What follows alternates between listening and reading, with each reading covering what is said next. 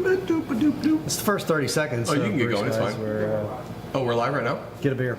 Oh, shit. Then we'll get started. Hello, everybody on the VOD.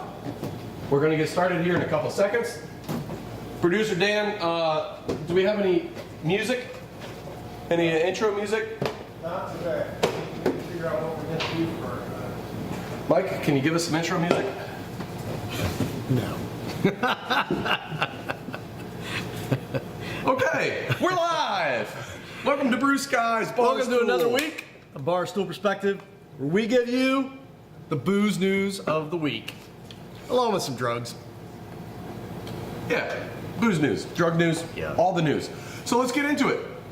Maybe we shouldn't talk about drugs at the first minute of the show because of the algorithm. Sure. The almighty algorithm. You know what the almighty algorithm loves, Mike? It loves the same thing every American loves. And that's football! Sure. Are you ready? It's back. It's time. It's football season. It's September. Let's go. I hate football season. I really do. Of course you do. I knew it. I knew it. I didn't even have to know that about you to know that about you. I so don't care about football. All it is to me is this thing that screws up every bar. Like it just fills every bar I like to drink in with a bunch of douchebags screaming. My favorite thing about football is how many commercials and capitalism I can ingest. Yeah. It's I love the all-American celebration of how billionaires convince Americans that their best vested interest lies in helping their profit margins.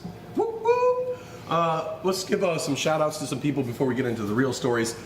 We bring up football every year too, I guess before that. Because every year football season means more drinking, it means the better weather. It's a lot of stuff we've talked about in the past, but football is generally a great time of year for beer. Will it be this year? Probably not. If trends continue, it won't be as good as in years past. That's the point of why I brought up the football thing, not to rant about it. Well, what's going to happen? Do you think like all those douchebags in bars are going to scream while they're drinking spiked iced tea like a bunch of pussies? Yes.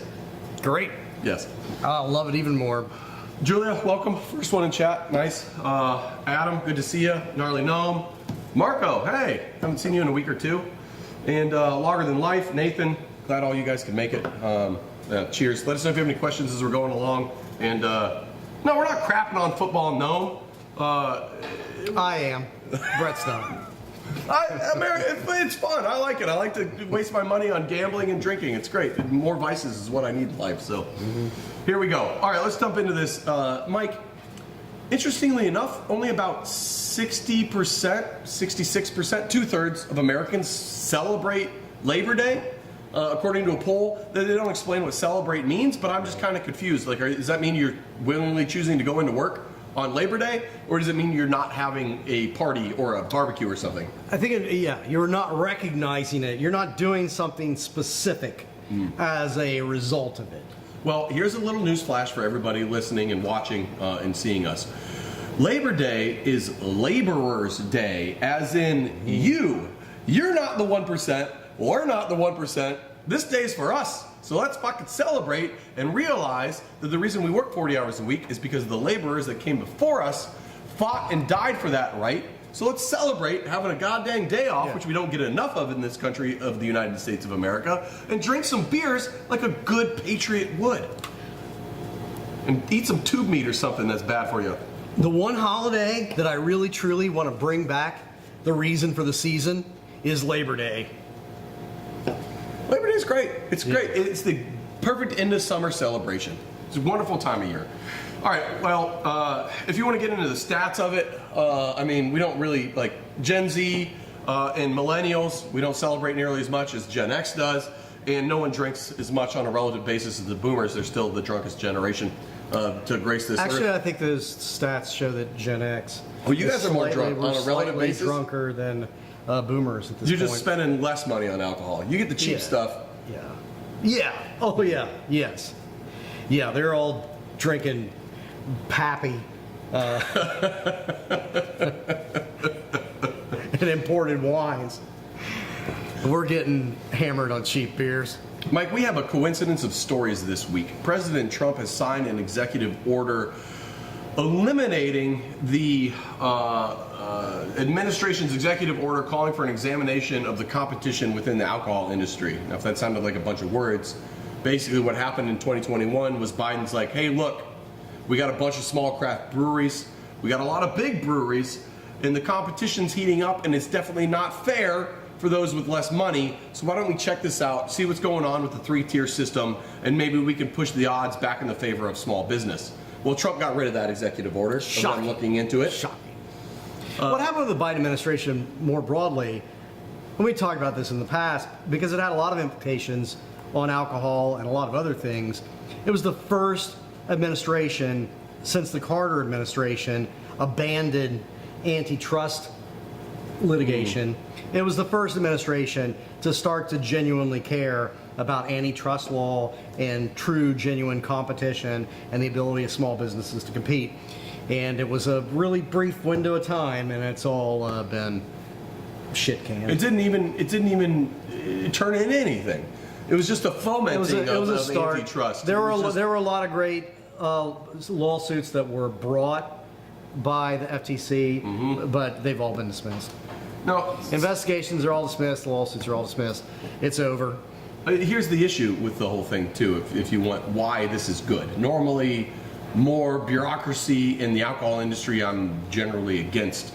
But the problem is that these practices that are illegal, like buying tap handle spots, which is explicitly illegal, happens all the time. It happens all the time. You got to play the game. You got to scratch right backs. You got to pay money. Your distributors are a whole other tier of people you got to fuck with, including the retail buyers. And so they wanted to look at this barrier to entry that shouldn't really exist because of the 3-tier system, but it does exist because there's more hands in the pie. So now all that's gone. So good luck ever seeing craft beer come back with nascent upstarts. Like what we saw was like, that was a once in a lifetime event with craft beer happening the way it did. Don't expect it to happen again this generation or next. So on the backs of that, oh, and who was behind that? Would you guess with the pushing Trump to sign that EO, banning the other one? I'm sure Anheuser-Busch didn't write a check or anything. Mike, Anheuser-Busch did not write a check, but the National Beer Wholesalers Association, the Distributors Association, was a lot of money at play with Miller and Coors and Anheuser-Busch, was largely behind this push. Did they buy some Bitcoin, Brett? Trump coin, actually. Yeah, they bought some Trump coin. Now, shocking. This would be just a normal day in the life of an American under the Trump administration, with big business rails being taken away. However, we have a very strange coincidence that happened this same week, where Anheuser-Busch has started reaching out to their smallest distributors and forcing them to sell to larger distributors in an effort to push consolidation upwards. Mike, coincidence? Sounds absolutely, Brett. Those two things are not related at all. You don't just signal that you're going to not investigate them for committing antitrust violations, and then coincidentally, non-coincidentally, they decide to push further monopolization of the industry. Yeah. So a lot of distributors in the United States are county by county, city by city, region by region. But there's been a trend lately of consolidating upwards, moving to state by state instead of county by county. And the reason this is good for Anheuser-Busch is, one, if you have one big distributor rather than 100, you can cut costs in terms of people. And then two, as long as you're on the same page with that giant distributor on how you're going to manage the portfolio, which they aren't allowed to do, but they're definitely doing. Right. You can stifle competition. Absolutely. You can focus on things that maybe shouldn't be legal, like pay to play, and be like, look, I'm not saying you should do this, wink, wink, but maybe every distributor or every bar you go into, you say, we'll rebuild your bar if you give half of your tap handles to us, which happens. On the Brew Skies channel, you can see the interview that, 3-part interview that I did with Jim Cook, who talks about what it's like to have Anheuser-Busch be at war with you. And you can also read about it in the book that Brett and I wrote called Tanked in Cincinnati.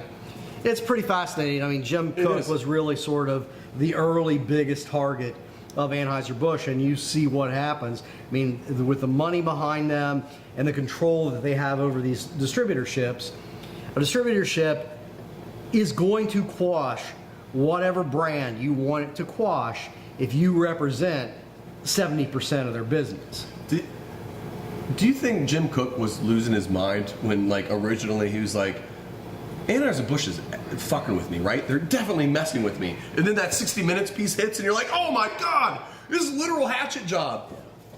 It really is a fascinating story, and yes, we pimp our own stuff, but really check all of it out because Jim Cook explaining what they did to him is some fascinating stuff.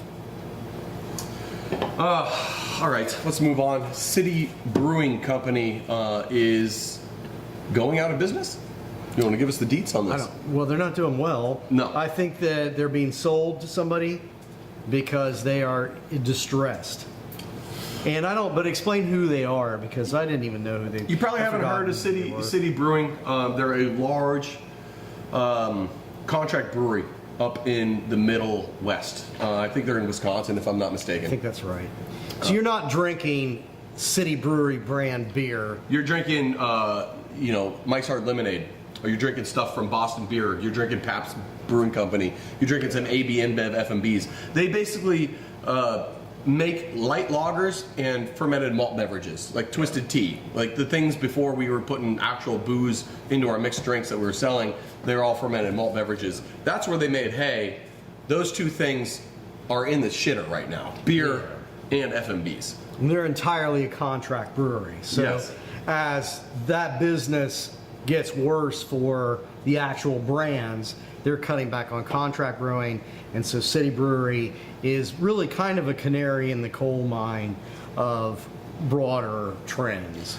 Yes, Lager in the Life, City Brewing Company also did a lot of white label stuff like the Walmart thing. I don't know if they did Walmart in particular. I don't see that in the story, but they do, yeah. And they lost PBR, right? They did lose PBR. I think that's a big part of their financial problems is for a while, PBR is an independent company, but for a long time, and PBR's big sort of success with hipsters in particular, they weren't making it themselves. It was entirely contract. Mark Anthony Brands, makers of White Claw and Mike's Hard Lemonade, have also opened up their own facilities since COVID and the White Claw boom. So, like, they also have taken a ton of volume away. So, when you're that size contract brewer too, like, you're so reliant on a couple big clients. If you lose them, you're in trouble. You have this huge facility. You got to fill it. Like, so they've taken out a huge $35 million bridge loan, which is not a great sign, and they're looking at trouble. So it's just not a great time for being a big brewer, which is directly a lead into our next story. BrewDog, they're doing terrible. Yeah. Mike, I don't think this is news. Mike, we talked about how they lost about $60 million in the last 2 years. Yep. If you go back actually to 2020, they've lost 111 million pounds since 2020. It's great. Yep, and you know what? Doing great. You know what's a really good sign? Yeah. When you have a co-founder that gets caught up in the Me Too era and gets kicked out of the company, forced to resign. Oh, that was helpful. The remaining co-founder, trying to right the ship, suddenly, without warning, sends an email to the entire company resigning on a Friday. Late last Friday, Martin Dickey has resigned, effective immediately for BrewDog, without giving a reason. I posit that the upcoming earnings call on 2024 numbers has required him to resign early. They're fucked. Who knew being a completely soulless company with shitty product wouldn't wind up in infinite success? I will reiterate my offer to be the next CEO of BrewDog. Yeah, they're in deep doo-doo. We are witnessing the implosion in real time of BrewDog. There is like, this is it. It's happening. We are seeing it. It's not like they're going to be restructured and come back, etc. Because what do they bring to the table? You know, they bring nothing to the table.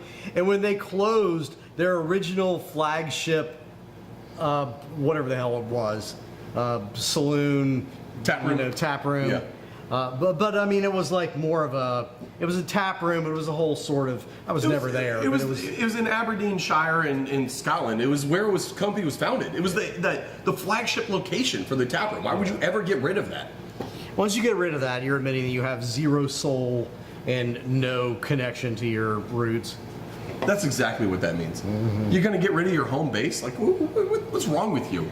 I don't care if that place, if Urban Artifact ever expanded nationally or globally with multiple tap rooms, I'd rather see this whole company burn before closing the Cincinnati location. There's just no way I would ever admit defeat like that. Yeah. It's crazy.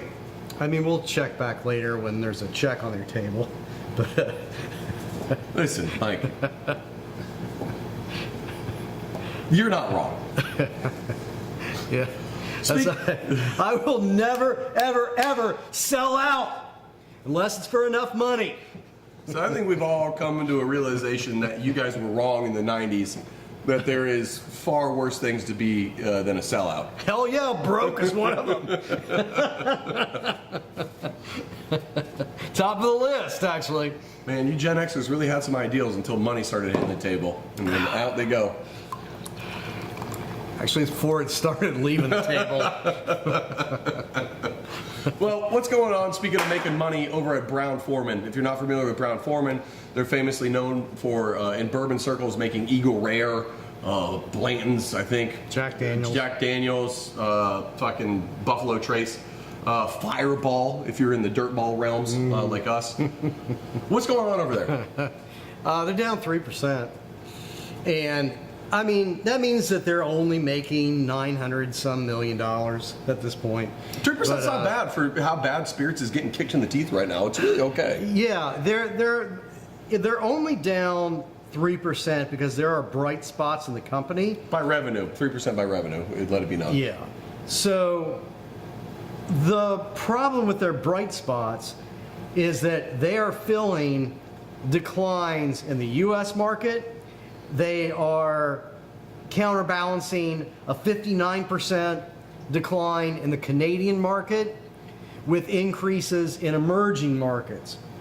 But what that means is Mexico and far more statistically Brazil. So Brazil is what's really keeping their numbers from sucking much worse. And as we know, Brazil has just been slapped with a 50% tariff to protest the prosecution of its formerly corrupt criminal president. So Brazil is a pretty precarious hook to hang your hat on. So what are they going to do? Are they just going to roll with the secondary markets? Is that the plan? Is that the only thing they can do? The thing that they're very excited about the release of Jack Daniel's Blackberry, which I've never had. And if we check back in 6 months from now, I still will have never had it unless we drink it on air just to experiment with how bad it sucks. But they are making money. They're seeing growth with like their dumbest common denominator of liquor brands, which is like Jack Daniel's is either the fourth or the fifth flavored version of Jack Daniel's. That Jack Daniel's honey, and they're doing really well with that Jack Daniel's apple, which I've never had. It sounds terrible and sickly sweet, but people love it. They're doing well with those. Yeah, I don't get it either, but I don't get a lot of things about the consumer habits of the American. So, Yeah. all right, some clarification here. We don't know what Buffalo Brown-Forman actually makes. They don't make Buffalo Trace or Blanton's or Eagle Rare. That's all Sazerac, apparently. Yeah. All right. They do make Jack Daniels. They do make Jack Daniels. Do they not make Fireball then? No, they don't make I think Fireball. that's also Sazerac. Jesus Christ. Well, So let's for further clarification. It's not we. you're only getting out of this because you didn't open your mouth about it. I said Jack Daniels. You said Jack Daniels, yes. Oh, fucking hell. Doesn't matter. Story's the same. The points are the same. My details are wrong. Mike, you are correct. Jack Daniels, I think, is what is their primary moneymaker. Jack Daniels? Yeah. Jack Daniels. Jack Daniels. Yeah. All right. At least in spirits, like straight spirits. Well, let's move on to some other dumb things here. Cracker Barrel. Mm-hmm. Mike, what happened? Cracker Barrel had this full... This story is interesting. You've heard this story. Like, they changed their logo, and they just simplified their logo. I mean, the thing about marketing to me, so much of marketing companies can 100,000% be replaced by AI already, because I already know what all of them are going to say. Oh, well, your logo is too busy, that you've had such success with for the past 50 years, so we'll simplify your logo. And then what they were also doing with their spaces is, their spaces are all this whole sort of old school, it's in a strip mall, but it feels like, it's old wood, aesthetic, yeah. It's wood, it's stone, it has these earth tones and this natural kind of feel to it. So they were getting rid of all that, painting everything white, jacking up lighting, and stripping down their logo, and people freaked out.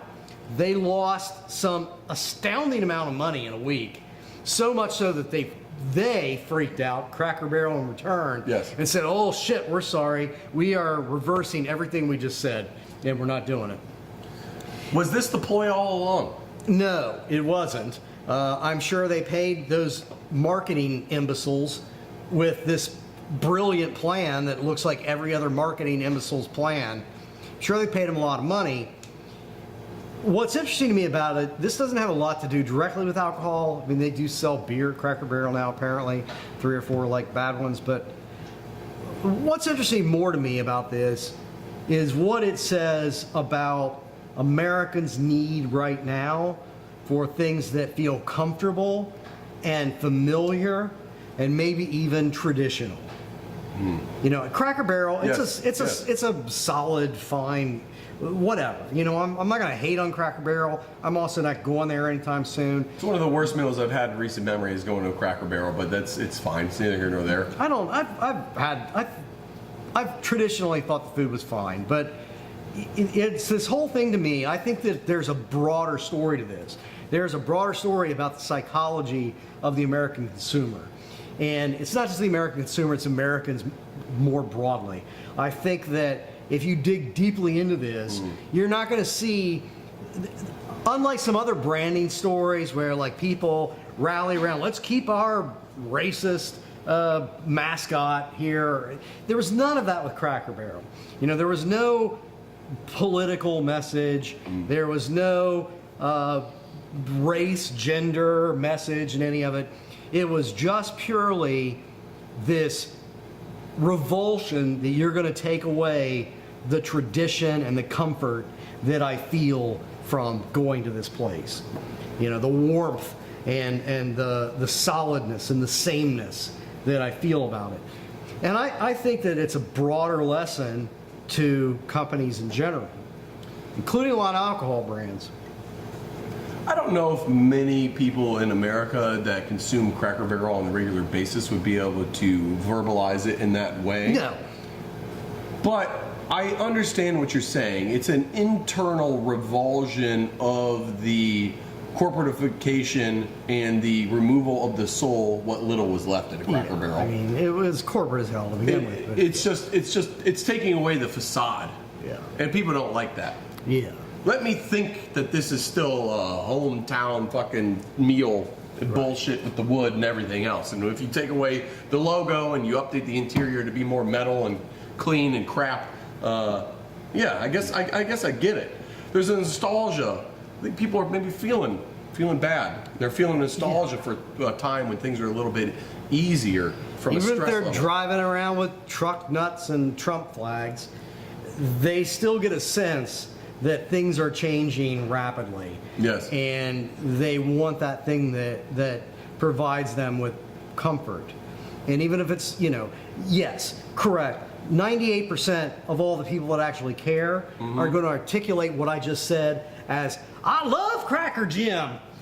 But that's what it's about to me, I think. Listen, when you're a 68-year-old boomer that can't wait to retire but quite can't yet because you played your stock wrong and your millennial boss Dave is shitting on you constantly. Dave. And you don't understand how the fucking Discord works and setting up a Gmail to have an automatic reply. The only thing you want is to go to the Cracker Barrel and just let your worries fade away. Mac and cheese. When Dave's stupid fucking design starts leaking into your Cracker Barrel, damn it, we got a problem. I get it. The real problem, though, with Cracker Barrel is if you are Cracker Barrel, what do you do to drive sales again? Because you know what Cracker Barrel is for anyone under the age of 30? The old people food? Yeah. Yeah. So how do you fix it? Let me slap a new logo on it and call it good, Mike. Yeah. What else can I do? I'm a big corporate behemoth, and I don't want to spend money. I got vacations to take. But again, I'm sure they paid marketing people money for this entirely predictable idea, quote unquote. I don't know. Do you think I'm going to go back to actually making food? No. It's cheaper for me to have Chef Mike reheat stuff in the back, in the microwave, and call it good. I think that maybe, we talked about it a while back, I'm not touting the Outback. I'm not telling the Bloomin' Onion is the future of the world. But that company that owns Outback Steakhouse and several other of those chains, their radical new approach to how they bolster business is better service and better quality. Like, stop nickel and diming, stop constantly cutting the quality of your food, stop figuring out ways to make service shittier and the food lower quality with higher prices, and start treating your customer with respect again. It's a radical fucking concept these days, but I think that there is a niche for it. Like being a decent human being, there may be a market niche for that. Maybe, Mike, or is. Because people can tell a damn difference. Yeah. Just let me go buy goddamn eggs that you actually crack an egg and not fucking pour out of a liquid bullshit thing. And like maybe just fry up a fucking egg for me, please, with some toast that's not fucking horseshit toast filled with titanium dioxide and bleach. Maybe we can just have some homemade bread, some eggs, and we do it up cheap. And I'll pay you $6 because that's fair. And then we all go home happy. The problem is the numbers haven't fleshed out that way. We need more AI in the chef world, is what you're saying. That's what's going to happen instead. Yes, I promise. All right. Too much time spent on Cracker Barrel, so let's move forward. Man, Mike, we got a lot with weed, don't we? There's a lot going on with weed. Well, you, I don't know. Why don't you start breaking it down for us, and we can kind of get into why Tilray is, holding steady at $1.40. Federally, there is a Republican congressman from Virginia who has introduced legislation to, I don't know exactly what all it does, but the gist is that it is finally a piece of legislation that would decriminalize weed, would legalize these THC hemp drinks in an actual framework as opposed to just a loophole, which is where they've been functioning in. So just bring sort of rational federal legislative approach. The smart thing that a bureaucracy should do. The smart thing that, yes. So it's one guy who has introduced this legislation. I don't even know if it's in committee yet, so it has a long way to go. Yeah, it's probably not, but that's okay. Yeah, it was one of Trump's campaign promises to decriminalize weed. He immediately forgot about it because there was apparently not enough graft in it, or hate. But somebody is actually trying to start to do it. And it is a Republican from Virginia, which is a little surprising to me. Yeah, and what's interesting here too is it's not that we're talking about like making rec make more sense. It's like keep the rec stuff as the liquor store and make the hemp stuff the beer of America. Yeah. That's kind of what they're pushing. Yeah. They're like, fuck it. The framework's already there in the Farm Bill. We're Right. keeping the Farm Bill. Let's just keep this this thing going. Hemp drink can be just like RTDs and whatever else. Yeah, it's a beer adjacent beverage. Interesting. So what does that mean for, what does that mean for us, for bag holders with Tilray? There are a variety of companies that are seeing significant growth as a result, not only of this proposed legislation, but Trump said something back in mid-August that he didn't want the loophole in the Farm Bill to be eliminated that allows legalization of hemp. So these two things together, there's a variety of companies that are seeing benefit from it. One of them is the one that we talk about all the time, which is Tilray. Tilray I didn't see it get as low as 35 cents. I saw it in the 40s. I saw it in the 40s. See 35. That must have been for a fucking second. A bunch of it at 35, but I wish I had more money to buy it at 40 cents. Yeah. Not having much doesn't feel good, but that's okay. But it's up to it's around about $1.40 right now. Yeah. So back when we originally started talking about picking it up as a good buy. Yeah. And we're not just talking about the price of it today. It is officially out of the penalty box. Yeah. And we talked about that before as a practical matter. It had gotten above $1. If you stay below $1 for 30 weeks, you get delisted from the stock exchanges. And it was in that territory. It was getting close. It was getting close. They had given them, I think the NASDAQ had given them until September 21 or something like that. And so they got in way before deadline, but they're now looking solidly above $1. Yeah, and here's the thing with this stuff too. It's like it's liable to go back down and back up again. But the trend, especially if the gamble is you're banking on common sense legislation around hemp legalization, or just like solidifying the loophole into law. That's what we're banking on. Because the rec stuff, just the push is not there. I don't think it's ever going to be there until the hemp stuff. The hemp stuff's going to pave the way. Much in the same way in America, we have FMBs masquerading as liquor products. We're going to have hemp beverages masquerading as full weed products in order to just get it across the finish line. And then 30 years from now, the rec stuff will probably finally catch up. But in the meantime... 30 years from now.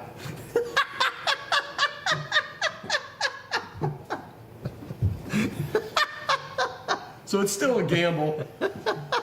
Did you not ever see Planet of the Apes? Like the Statue of Liberty sticking out of the sand? Yeah. That's 30 years from now, bitch. That's 5 years from now. We're still basically banking on the hemp stuff getting solidified. So if that's what you think is a worthy investment and risk on your money, I don't know. I'm going to spend my stupid to earn money on it, but which isn't much in all honesty. Let's hit a couple things and then we can wrap this up because we're going a little long. The Grubhub lawsuit has been settled. If you guys remember, we've talked about this. It was quite a bit ago at this point in time. But Grubhub was getting sued because they were putting restaurants on their app that never agreed to be on their app or even told them, no, keep us off. But they did it anyway. They settled with 150,000 dining establishments for a whopping $7 million. I don't think they settled with 150,000 restaurants. They did it to over 150,000 restaurants. They settled with a handful of them, like a half dozen or so.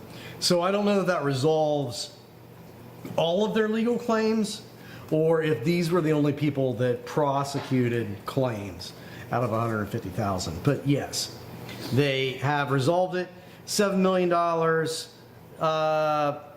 Seems kind of light to me, quite frankly. It seems very light. Yeah. Like that's a fine for just doing the wrong thing, but like a carry on. They made way more than $7 million because of all that shit. It was a very egregious trademark infringement. I mean, what they were doing was just wrong by any measure. So I don't know, but it's another. Grubhub is definitely coming up in the world. Let's hit a couple of quick stories. The German breweries that are closing that we talked about last week or 2 weeks ago with young people not drinking beer in Germany and stuff. It's way worse than initially thought. It's not. The numbers are terrible. We don't really have time to get into it. Down over 6% just this year. Yeah, it's crazy. It's very bad for a very stable country as far as alcohol consumption. A winery out in California has started the current wildfire that's raging. Picket fire. Yeah, the picket fire. It was an accident. They accidentally. A guy thought that he was taking ash that had been cooled, and it wasn't cool, and he tossed it on flammable stuff and walked away. And so it looks like one moderately incompetent employee is responsible now for burning 7,000 acres. How big of a dick would you feel? Pretty bad. Pretty bad. And proposed legislation on the federal level is looking at removing bans on certain pesticides and insecticides and herbicides that have largely caused massive problems to wildlife and waterways across the United States. And rightfully, vineyards out in California are freaking out because there's something called drift that happens when the wind blows. Those pesticides that are vapors tend to end up in the bottle of wine. So they're a little worried about that. Great. Yeah. What wildlife are you saying? Oh, I don't know. Maybe the bald eagle that was on the brink of extinction due to DDT. At one point in time, there was only 2 nesting pairs in the state of Ohio. Now there's over 1,000 because we banned DDT. But fake news, dude. You know, That was vaccines that killed those eagles. that was a bald eagle vaccine. You're right. Yeah. They were doing fine. Then they started getting vaccinated for the flu, dropping dead like flies. Mike, we have some breaking news just in for our last story of the day from Mayor something. He didn't send us his name. He just said, I'm the mayor of Brussels in Belgium, and we have a breaking story for you, Michael Morgan. Currently in Brussels, the de facto capital of the EU, it is cheaper to get a line of cocaine than it is to buy a rum and coke. Well, then that makes the decision clear. We will be live from Brussels next week. Tune in at 1:30 on Friday. We will be traveling this Labor Day weekend in order to bring you the highlights of the dive bars in Brussels. Talking a lot faster. Happy Labor Day. Cheers, you laborers.